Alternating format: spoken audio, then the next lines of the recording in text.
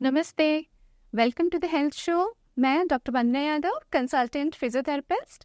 आज हम चर्चा करेंगे एक न्यूरो डिसऑर्डर पे, that is Parkinson's disease. Yes, आज मैं पार्किंसंस डिजीज़ के बारे में आपको वो सारी ज़रूरी इंफॉर्मेशंस बताऊंगी और उसकी ट्रीटमेंट भी बताऊंगी, जो कि आप घर पे ही ट्रीटमेंट कर सकते हैं, क्योंकि पार्किंसंस में एक्सरसाइज का बहुत ही बड़ा रोल होता है। खाली ड्रग थेरेपी से ये नहीं क्योर होता है। So let's start the Parkinson's disease introduction. Yes, Parkinson's disease is a neuro degenerative disorder, जो कि आपका मोटर फंक्शन अफेक्ट होता है ब्रेन का। और इसमें होता क्या है, जो सब्सटेंशिया नाइग्रा पाथवे होता है ब्रेन में, that is situated in the basal ganglia. हाँ जी, ब्रेन में एक बेसल गैंग्लिया होता है जिसमें ना सब्सटेंशिया नाइग्रा पाथवे वो अफेक्ट हो जाता है। उसके अफेक्ट होने से क्या होता है, जो भी न्यूरो ट्रांसमीटर्स होते हैं, जो हमारी मैसेज को कन्वे करते हैं, जो भी हमारी बॉडी कमांड करती है, वो अफेक्ट हो जाता है। तो सही टाइम पे वो मैसेज ना कन्वे होने की वजह से जो हमारा एक्शन होता है वो डिले हो जाता है। तो इसीलिए इसकी वजह से आपकी पूरी बॉडी अफेक्ट होती है। सो जो भी न्यूरोट्रांसमीटर है, दैट इज डोपामिन।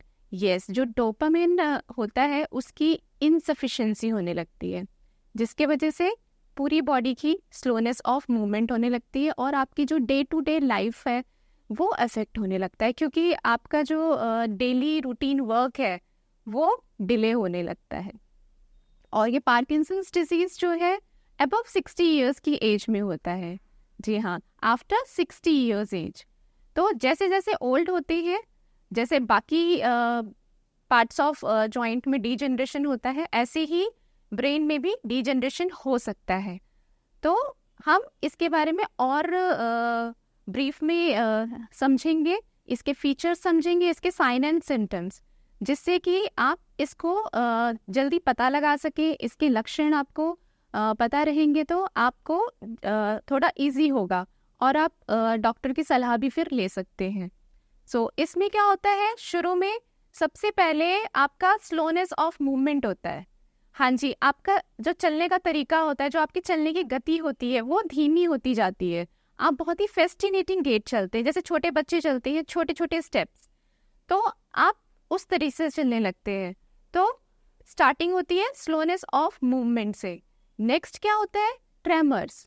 हाँ जी, tremors is a involuntary movement, जो कि आप बैठे बैठे या चलते चलते, लाइक आप रेस्टिंग पोजीशन में है, और उस रेस्टिंग में भी समटाइम्स क्या होता है, आपकी छोटे छोटे जॉइंट मूवमेंट जो हैं वो इनवॉलेंट्री मूव करने लगते हैं। समटाइम्स क्या होता है, पिन रोलिंग, आप इस तरीके से उंगलियां मूव करने लगते हैं। या समटाइम्स क्या होता है कि अगर और प्रोग्रेस होता है, प्रोग्रेसिव होता है, और सिवियरिटी अगर पार्किंसंस की बढ़ती है, तो इनवॉलेंट्री नेक मूवमेंट भी होने लगती है, और जो कि आप नहीं कंट्रोल कर पाते हैं। और कई बार क्या होता है, रेस्ट मूवमेंट। जी हाँ, रेस्ट मूवमेंट भी अपने आप होने लगता है। तो ये तो है ट्रेमर्स, जो कि कई बार होता है पर हम नेग्लेक्ट करते हैं, बिकॉज बहुत ही कम समय के लिए होता है, for a second. Next, third is rigidity. जी हाँ, रिजिडिटी, आपकी पूरी बॉडी बहुत ही स्टिफ होने लगती है, बहुत ही रिजिड होने लगता है। अब आप अगर आपको कोई मूवमेंट करना है, लाइक ग्लास ही उठाना है, तो आपको स्टार्टिंग करने में बहुत प्रॉब्लम होती है, आपकी बॉडी एकदम स्टिफ हो जाती है, इट्स लाइक अ फ्रीज। सो बहुत ही स्लो मूवमेंट। समटाइम्स क्या होता है, चलते चलते आप एकदम से रुक जाते हैं। सो आपकी बॉडी क्या है, अलाउ नहीं करती, एकदम से आप फ्रीज हो जाते हैं। सो जैसे जैसे ये डिजीज सिवियरिटी की तरफ जाती है, आपके जो गेट पैटर्न्स होते हैं वो इफेक्ट होता है। चलने की वजह से कई बार आप इस फ्रीजिंग की वजह से, इस स्टिफनेस की वजह से गिर भी सकते हैं। सो एक गिरने का डर भी बैठ जाता है। Next is speech. हाँ जी, इसमें आपका स्पीच भी इफेक्ट होता है। स्पीच, जैसे आप बोलते रहेंगे, धीरे धीरे आपकी आवाज़ धीमे हो जाती है, या बहुत ही स्लर स्पीच आती है, क्लियरिटी नहीं आती है, क्योंकि आपकी पूरी मसल्स इन्वॉल्व हो रही है इसमें। तो जब धीरे धीरे और प्रोग्रेस होती है ये डिजीज, तो आपकी नेक मसल, आपकी फेस मसल्स, इवन आपके जो चेस्ट मसल्स है वो भी अफेक्ट होता है। तो इसीलिए आपकी जो स्पीच है वो भी स्लर होने लगती है। तो इस तरीके से क्या है कि पूरी बॉडी जब अफेक्ट होती है तो ये काफ़ी सिवियरिटी हो जाती है और आपकी पूरी मोबिलिटी इससे रुक जाती है। तो इसीलिए अगर आप स्टार्टिंग से ही सही से अपना लाइफस्टाइल चेंज करें और जो भी आपको सिम्टम्स होते हैं, बिकॉज इट्स नॉट नेसेसरी कि सबको सेम सिम्टम्स हो, सिम्टम्स भी आपके डिफरेंट होते हैं बॉडी टू बॉडी। तो इसीलिए ये नहीं कि अगर एक बंदा एक एक्सरसाइज कर रहा है तो आप भी वही सेम एक्सरसाइज करें, ऐसा नहीं है। सबके सिम्टम्स के अकॉर्डिंग एक्सरसाइजेस होते हैं। सो अकॉर्डिंगली आप क्या है अपना एक्सरसाइज इंटरवेंशंस और जो भी प्रोटोकॉल्स है वो फिजियोथेरेपिस्ट को दिखा के एग्जामिन करा के आप अपना शेड्यूल कर सकते हैं, पूरा एक्सरसाइज प्रोटोकॉल बना सकते हैं और उसको फॉलो कर सकते हैं। बिकॉज जैसे जैसे ये सिवियरिटी बढ़ेगी फिर दिक्कत होती है। तो इससे बेटर है सही टाइम पे आप एक्सरसाइजेस शुरू कर देंगे तो आपका जो लाइफस्टाइल है, जो क्वालिटी ऑफ लाइफ है, वो अफेक्ट नहीं होगी। सो अब हम इसकी एक्सरसाइजेस पे डिस्कस करेंगे बिकॉज काफ़ी लेंदी है ये, बट आई विल ट्राई कि मैं आपको जो मेन इम्पॉर्टेंट थिंग्स हैं जो कि इंक्लूड करनी चाहिए वो बताऊंगी, सो दैट ये सब सारे ही पार्किंसंस के पेशेंट इसको कर सके। सो सिंपल चीज़ें हैं। We will start from the like head to toe. So आप अपनी नेक मसल से स्टार्ट कर सकते हैं इसको। So let's discuss about first flexibility. Yes, क्योंकि इसमें स्टिफनेस बहुत होती है, तो स्टिफनेस तो पूरी बॉडी में ही होगी बिकॉज मसल्स तो पूरी बॉडी में है। सो सारी ही मूवमेंट अफेक्ट होता है। तो हम पहले बात करेंगे फ्लेक्सिबिलिटी के बारे में। यस, जो लचीलापन है, जी हाँ, आपके जो बॉडी का लचीलापन है वो तभी आएगा जब आप प्रॉपर स्ट्रेचिंग करेंगे। सो स्ट्रेचिंग बहुत इंपॉर्टेंट है एंड दैट टू किस तरीके से करना है वो आपको पता होना चाहिए, क्योंकि stretching is a very sustain method. Like आपने बहुत धीरे धीरे करना होता है। क्विक स्ट्रेच से क्या होता है, पार्किंसंस में एकदम से you will feel a jerk. तो इसीलिए आपने बहुत ही स्लो स्ट्रेचिंग करना है, बिकॉज एक्सरसाइज तो सब कर लेते हैं बट जो उसका सही तरीका है वो करना ज़रूरी है। सो जब भी रिजिडिटी होती है बॉडी में, जिनको भी पार्किंसंस है दे नो वेरी वेल कि अगर उनका हम हाथ सीधा करना चाहें तो बहुत इजीली नहीं हो पाता है। तो अगर आप बहुत ही धीरे धीरे करके हाथ सीधा करें तो बहुत आराम से होगा and there will be no injury also. So stretching का सबसे पहला यही है रूल कि जब भी आप स्ट्रेचिंग करें it should be very slow and stretch it till the end and it should be pain free. Yes, there should be no pain. So आपने स्ट्रेच करना है एंड 10 सेकेंड्स होल्ड करना है उसे। स्ट्रेचिंग को होल्ड करना ज़रूरी है सो दैट जो भी आपका स्ट्रेच रिफ्लेक्स है वो जनरेट हो, and that is very important because we are discussing about a brain disorder, it is linked to your brain. So इसके लिए क्या है, हमें एक्सरसाइजेस में ध्यान देना होगा, ऐसे ही हम कुछ भी स्ट्रेच नहीं कर सकते हैं। So your stretch should be very slow so that आपको उसका जो भी बेनिफिट है वो मिले। So you can start with the neck. आप नेक के सारे ही प्लेन में मूवमेंट करेंगे। नेक की जो भी मूवमेंट्स होती है आपकी, साइडवेज, बैक, फॉरवर्ड, आप सारे मूवमेंट नेक के करेंगे 10 to 15 repetitions and that should be very like smooth and gently you will do the neck stretching. Even आप side to side भी मूवमेंट करेंगे बिकॉज क्या होता है, जैसे जैसे आपका पार्किंसंस बढ़ता है सबसे पहले क्या होता है, आपका नेक स्टिफ होता है। नेक स्टिफ होने से आपका फॉरवर्ड ड्रॉप पोस्चर जनरेट होने लगता है and that is called a forward stoop posture and that is very common. तो जब भी पार्किंसंस होता है आपका जो पोस्चर होता है वो फॉरवर्ड ड्रूप होने लगता है। सो उसको अवॉइड करने के लिए आपको नेक की स्ट्रेचिंग रेगुलर करनी है and overall stretching you can perform at least 3 to 4 times a week. एक हफ्ते में एटलीस्ट 3 से 4 बार आपको स्ट्रेचिंग्स करनी है नेक muscles, shoulders, trunk, hip, knee, ankle, all the joints you should stretch at least 3 to 4 times a week. So like this you can see the changes. आपकी जो body posture है वो इतनी जल्दी इफेक्ट नहीं होगा. So next is shoulder. Yes, आप अपने शोल्डर को भी स्ट्रेच करोगे. Simply what you can do, lift your both the shoulder up and stretch it towards the ceiling. Yes, towards the ceiling आप स्ट्रेच करेंगे both the shoulders, so that उससे क्या है आपका नेक मसल्स है that will stretch up. Next you can do a wall push. Yes, you can just stand against the wall, keeping the shoulders like this and just stretch like this. आप जब wall को push करेंगे तो आपके back दोनों scapulas midline में आएंगे and that will create a retraction of the shoulder, and that is very important because I told you इसमें आपका फॉरवर्ड ड्रूप पोस्चर होता है, तो हमें उसके अगेंस्ट में ही सारी स्ट्रेचिंग्स करनी है. सो नेक स्ट्रेचिंग हो गई, shoulder stretching, then comes your trunk. Yes, और ट्रंक से पहले इम्पॉर्टेंट है आपकी चेस्ट मसल्स, बिकॉज आपकी जो रेस्पिरेटरी मसल्स है वो भी बहुत जल्दी अफेक्ट होती हैं, जिसकी वजह से आपकी कॉम्प्रोमाइज ब्रीदिंग होती है.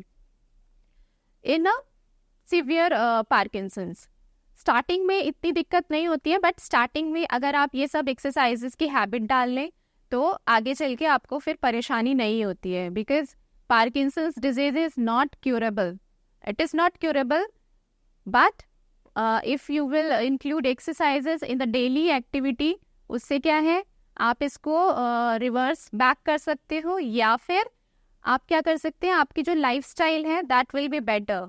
You will be able to do your daily routine activities very nicely without any hindrance. So, इसीलिए ज़रूरी है आपको रेगुलर ये स्ट्रेचिंग एंड एक्सरसाइजेस करना. For chest how you will like stretch. Simply आप क्या करेंगे, दोनों शोल्डर्स आउटवर्ड्स स्ट्रेच करके and you will take it up towards the ceiling. Yes, this you will be performing 5 to 7 repetitions. So that आपका जो chest expansion है वो increase हो. चेस्ट एक्सपेंशन इंक्रीज होने से क्या है कि आपकी muscles that will be very flexible and that will like overall increase your lung capacity. So you have stretch till the trunk. Now your pelvic area. Yes, आप sitting position में या फिर स्टैंडिंग में what you can do, simply you can rotate your trunk. आप simply अपने waist पे हाथ रखेंगे and you can just turn upper as well as lower. Yes, आप अपना lower trunk भी stretch कर सकते हैं इसी तरीके से, और upper trunk भी stretch कर सकते हैं. So ये stretching बहुत ही सारी ही simple है and every patient can perform. So this was the stretching. Now I will tell you strengthening. Why it is important? See, strengthening again it is important because आपका जो Parkinson's में क्या हो रहा है, मसल्स इन्वॉल्व हो रही है. सो अगर आप अच्छी स्ट्रेंथ नहीं डेवलप करेंगे तो धीरे धीरे आपकी जो मसल स्ट्रेंथ है वो वीक होगी, जिसकी वजह से क्या है, जो आपकी मसल की नॉर्मल लेंथ है वो अफेक्ट होगी. और नॉर्मल लेंथ अगर आपकी अफेक्ट होगी तो कॉन्ट्रैक्चर्स बनने के चांसेस है. लाइक अगर आपकी नी मोस्टली बेंड रहती है या एल्बो आपके मोस्टली बेंड होते हैं तो जॉइंट में कॉन्ट्रैक्चर्स बहुत कॉमन है, क्योंकि अगर आप फ्रीक्वेंट मूवमेंट नहीं करेंगे तो आपका जो मसल लेंथ है दैट विल श्रिंक, और उसके श्रिंकनेस से क्या होता है, रिजिडिटी डेवलप होती है, और फिर आपको like full movement, full range of motion movement करने में परेशानी होती है. तो इसीलिए आप स्ट्रेंथनिंग भी करेंगे, और स्ट्रेंथनिंग आप कर सकते हैं डिफरेंट तरीकों से. Like you can use weight cups, you can use TheraBand, you can use dumbbells. So there are many ways to do strengthening. आप strengthening और तरीकों से भी कर सकते हैं, like even you can use this what we say your body weight. Yes, आप अपने body weight भी use कर सकते हो, because if you are going to start strengthening, first आप free exercise करेंगे without any weight. Simply आप सारे ही movement perform करेंगे, जो भी आपके शोल्डर मूवमेंट है, हिप मूवमेंट है, ट्रंक मूवमेंट है, नी, एंकल, सो ये सारे ही मूवमेंट आप without this weight you will start, so that your body is prepare. आप पहले अपनी बॉडी को प्रिपेयर करेंगे वेट से करने के लिए, because if you have a normal range of motion, that is a normal mobility, अगर आपकी नॉर्मल मोबिलिटी है तो आप उसी रेंज में वेट के थ्रू एक्सरसाइजेस करेंगे, तो that will be more beneficial. Because कई बार क्या होता है, ड्यू टू लिमिटेड मूवमेंट, आपका सपोज नेक पूरा मूवमेंट नहीं है या शोल्डर की पूरी मूवमेंट नहीं है, समटाइम्स फ्रोजन शोल्डर भी होता है या कोई और दिक्कत होती है जिसकी वजह से रिस्ट्रिक्टेड मूवमेंट है, तो हम पहले उसको ठीक करेंगे. And that will be only possible अगर आप फ्री एक्सरसाइज करेंगे. लाइक पेंडुलर एक्सरसाइज कर सकते हैं शोल्डर के लिए, pendular movement like forward, sideways, diagonally.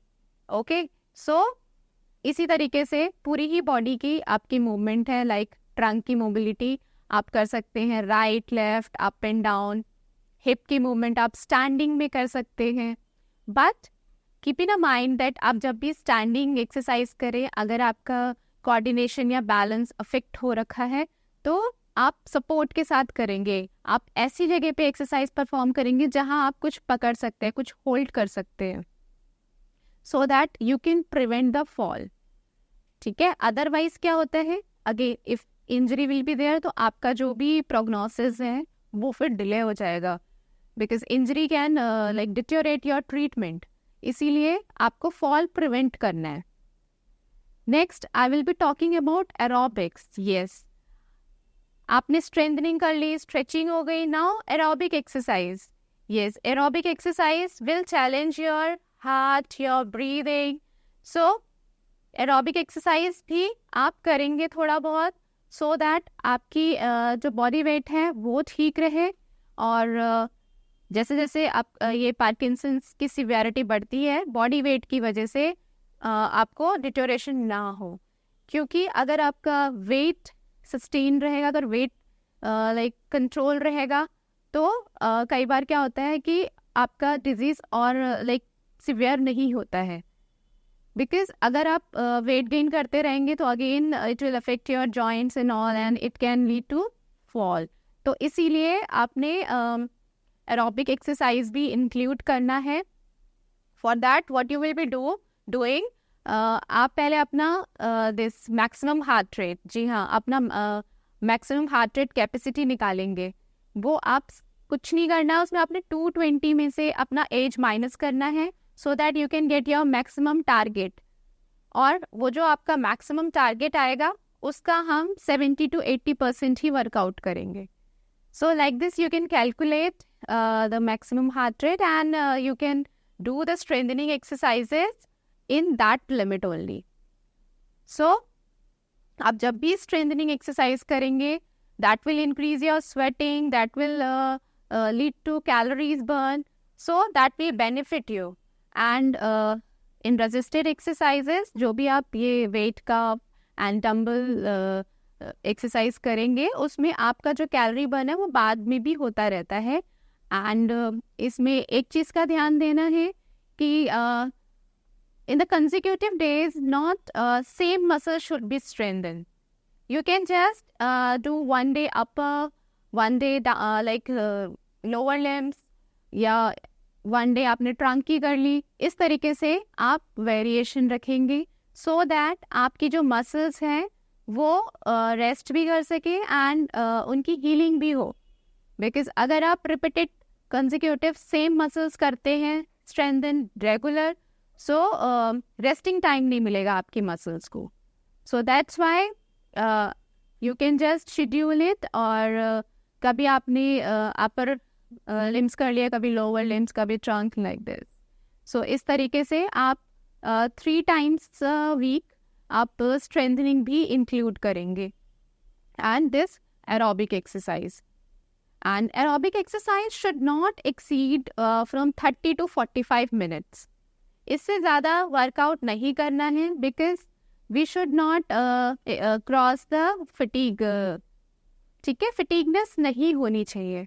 आप उतनी ही एक्सरसाइज कीजिए जिसमें आपको फटीगनेस बिल्कुल ना हो और still you can feel energetic. So this should be the time duration. So इसके अकॉर्डिंग आप अपना एक्सरसाइज शेड्यूल प्लान करें कि आपको एक्सर्शन भी ना हो. Now, after aerobics, what you can do, hand mobility. Yes, hand mobility is very important because I told you in the starting that there are tremors. जी हाँ, tremors बहुत common है and that starts with the small joints. Yes, ये आपके small joint से tremors start होते हैं और जिसकी वजह से क्या है, कई बार आपकी हैंड राइटिंग भी अफेक्ट होती है. Yes, that is micrographia. आपकी जो राइटिंग है वो भी अफेक्ट होने लगती है. आप जब भी राइटिंग करते हैं दैट इज़ वेरी स्मॉल, लिखते लिखते बहुत ही स्मॉल हो जाता है and that too in a slant line. लिखते लिखते आप ऊपर की तरफ लिखते लगते हैं. So that is also a feature and that is only because कि आपके मसल्स स्टिफ हो रहे हैं. So definitely you should start hand mobility exercises, finger exercises, wrist exercises. So जिससे कि आपकी जो फाइन मोटर स्किल है वो बेटर रहे. So simply you can use a clay और अ डो. ये आप यूज़ कर सकते हैं अपने फिंगर मोबिलिटी के लिए. Simple you can just make a shapes, different shapes बना सकते हैं उससे. और sometimes what you can do, जो भी you can do fine motor skills, like आप फाइन एक्टिविटीज़ कीजिए. Like you can use a coin, pebbles, paper, like this things, जिससे क्या है कि आपको थोड़ा सा चैलेंज मिलेगा इन एक्टिविटीज़ को करने में. So you can just keep your wrist, elbow still on a table and try to grab a paper or a coin or a pebble and try to bring it towards and push it up far away. Like that you can just do some activities of finger and wrist. Now इसके अलावा आप क्या कर सकते हैं, turning of pages, beads. Yes, you can even do thread and Beed. आप beads ले लीजिए बड़ी बड़ी, उसमें और एक मोटा वो ले सकते हैं आप, धागा और ऊन, what ever is available around you, and you can simply just do this for the coordination, क्योंकि धीरे धीरे आपका कोऑर्डिनेशन भी अफेक्ट होता है उसमें. सो आप बीड्स को उस थ्रेड में कलेक्ट कीजिए. So that will increase your coordination, concentration, as well as your this muscle activity भी होगी उसमें. After that you can do buttonings. Yes, आपकी डेली एडियल्स, जो भी आपकी डेली एक्टिविटीज़ है वो भी अफेक्ट होती है, तो आप बटनिंग, अनबटनिंग इसकी भी प्रैक्टिस कर सकते हैं. बटन्स या फिर जिप ओपन करना, क्लोज करना, बटन्स लगाना, ये सब भी आपकी फाइन एक्टिविटी में ही आएगा. So these all thing also you can do. So after this I will tell you few cues, postural cues and precautions जो कि आपने वो लेनी है, जो सावधानियां लेनी है during sitting, during standing. Because हमें क्या करना है, पार्किंसंस पेशेंट्स की फॉल को प्रिवेंट करना है. बिकॉज क्या होता है, डेफिनेटली सभी को कॉन्फिडेंस होता है कि हम तो चल लेंगे, हम तो बैठ जाएंगे, but as there is a things going on in your brain. Yes, तो उसमें कभी भी फॉल हो सकता है, तो इसीलिए आपने हर बारी इन प्रिकॉशंस का ध्यान देना है. So let's talk about postural cues in a sitting. So जब भी आप बैठे, try to sit erect, sit tall. Yes, आपने सीधे बैठना है. Even you can just place a towel roll at your back. अगर आपको ज़रूरत है तो आप अपने लोअर बैक में टॉवल रोल या फिर छोटा कुशन पिलो वो लगा सकते हैं, सो दैट आपका पोस्चर और सीधा हो जाए. Like this, you can do some changes in your sitting. और आधे घंटे से ज़्यादा आपने नहीं बैठना है. अगर आप ज़्यादा देर बैठेंगे तो sometimes there is a stiffness. So in half an hour you can just do some movement. आप थोड़ा ट्रंक ट्विस्टिंग, रोटेशन, स्टैंडिंग, ये सब भी बीच बीच में कीजिए, सो दैट आपकी बॉडी बहुत स्टिफ ना हो. स्टिफ होगी तो again it will be like sometimes difficulty in a standing. So like this you can manage your sitting. And while standing, yes, you should stand tall, erect. And आप habit बना लीजिए कि आपको बीच बीच में चिन टक करना है. And your neck should be always straight. Because अगर आप बार बार खुद को रिमाइंड करते रहेंगे, या समटाइम्स व्हाट हैपन्स, ज़्यादा सिवियरिटी होती है, सो वी डू सजेस्ट आप क्या कर सकते हैं अपने रूम में, you can just keep a alarm for a posture check. आप अपने पोस्चर को बीच बीच में ठीक करते रहिए, या फिर आप अपने वर्किंग डेस्क पे या फिर around your TV, around your wall, you can just right a note about posture, so that आपको ध्यान आता रहे. बिकॉज इट्स आज की डेट में क्या है, no one will guide you and no one is always with you to guide your posture. तो इस तरीके से आप खुद से इसको मॉडिफाई कर सकते हैं and you can take care your posture yourself. So इस तरीके से आप इसको और ध्यान में देते हुए पोस्चर को ठीक कर सकते हो.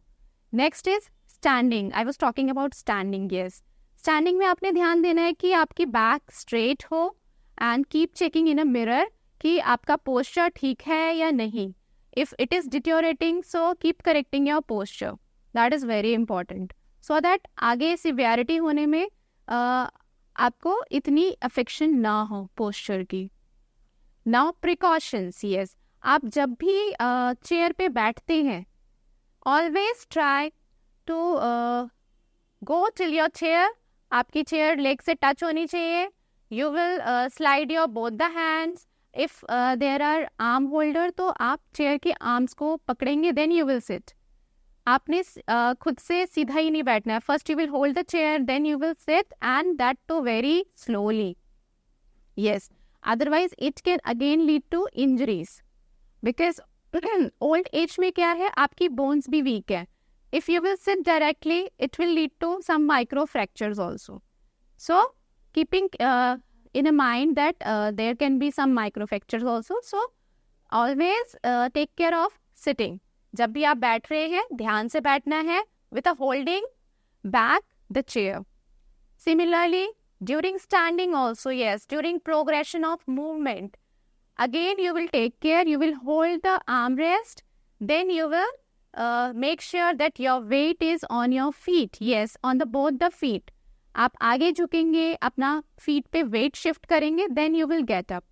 सो that again your standing is very easy and very nice. इसीलिए सिटिंग में भी और स्टैंडिंग में भी आप इसका ध्यान देंगे.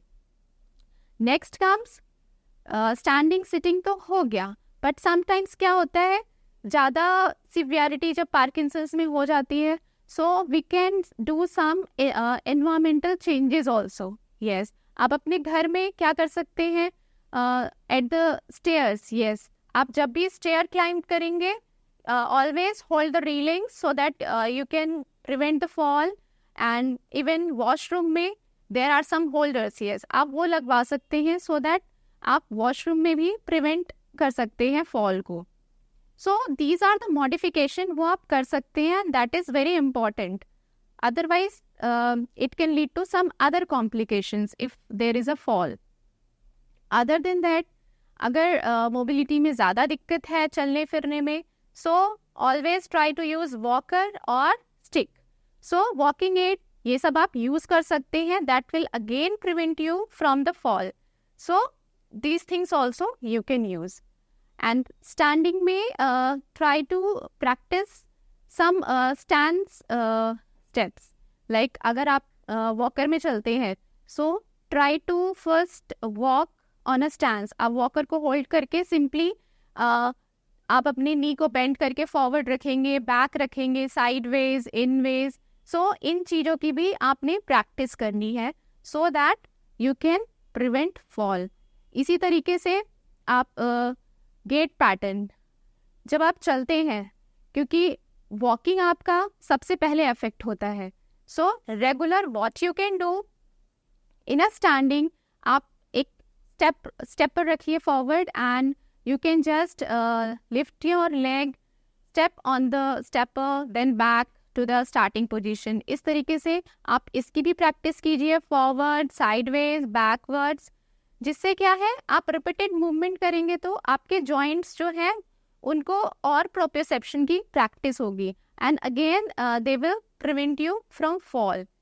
और डेली रूटीन में आप वॉकिंग कीजिए, not only forward but also sideways. आप साइड वॉक भी कीजिए. साइड वॉक से क्या है और थोड़ा सा आपको गेट पैटर्न में हेल्प मिलेगा, बिकॉज धीरे धीरे क्या है आपके स्टेप्स छोटे होते जाते हैं. जब भी आप वॉक करते हो बहुत ही छोटे छोटे स्टेप्स लेते हैं, तो उसके लिए आप साइड वॉक कीजिए. Even backwards you can back walk also, and with that what you can do, आप अपने स्टेप की प्रैक्टिस कीजिए. लाइक आप स्टैंडिंग में you can just mark all around you. आप अपने लाइक एक एक स्टेप की डिस्टेंस पे मार्क कर लीजिए and you can just step it on the mark, then get back to the position. ऐसे ही जब आपने फॉरवर्ड किया, फिर साइडवेज, फिर backways, so in the all direction you can do. Even आप फिगर ऑफ 8 में वॉक कर सकते हैं, और फिगर ऑफ 8 आप मार्क कर लीजिए इन अ फ्लो एंड आप उसमें वॉक कीजिए. S, you can form a S, big S, and you can just walk on the S. Even you can make a oval, rectangle. So different shapes you can form and you can walk on those. Because walking के साथ साथ आपकी turning में बहुत difficulty होती है, because छोटे छोटे steps हो रहे हैं. So आप जितने भी shapes पे walk करेंगे, that will prepare you for the turning.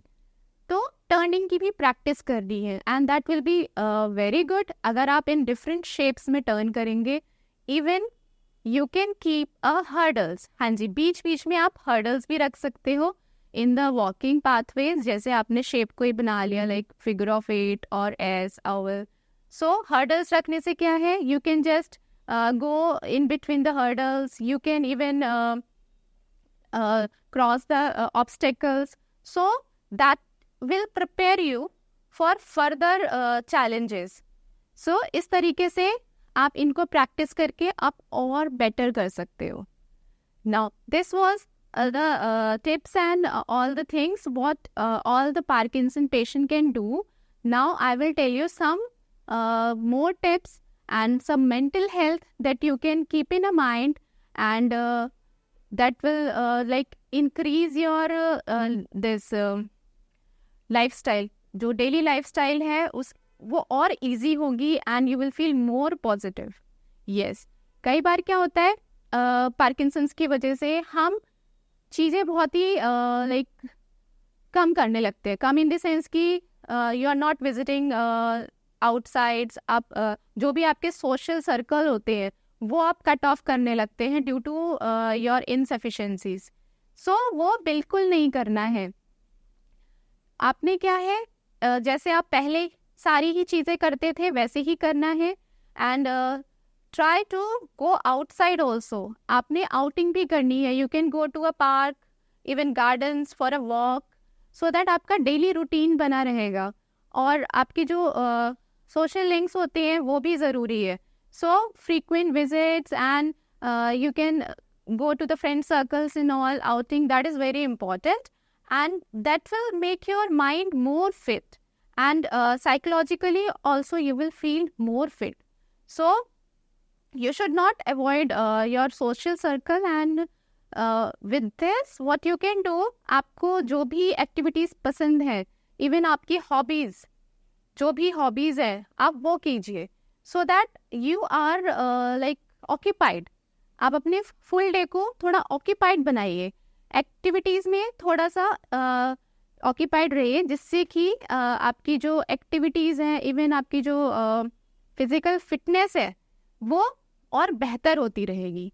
Exercise के साथ साथ try to listen music. Yes, आप म्यूज़िक सुन सकते हैं. इवन उसके साथ साथ I will ask you to sing also, क्योंकि आपकी स्पीच भी धीरे धीरे अफेक्ट होती है.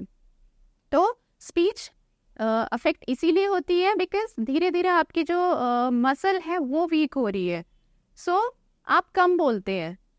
तो definitely if you will sing, so आपकी फेशियल मसल एक्सरसाइज होगी. तो singing is very good. With that you can read a books, and that too good books. Like you can read story books जो आपको पसंद है, novels पढ़ सकते हैं, या फिर कुछ पॉजिटिव थॉट्स वाली बुक्स पढ़िए जिससे कि you are always motivated and you can always think positive. So these were the things you need to change and you need to include in your daily lifestyle. With this, कई बार क्या होता है, there should be a family support also. So I would request all the attendants living with the Parkinson's patients and जो भी family members होते हैं, they should always encourage their parents so that they can do better and they can like get well soon very nicely. So इसीलिए सभी का support बहुत ज़रूरी है. So with this, I will just end the topic, and I hope you all understood the Parkinson's and few information. Definitely you will be including in your daily lifestyle. So that's it for today. Please do like and subscribe the channel so that we can share you more good informations about the health topic. Thank you.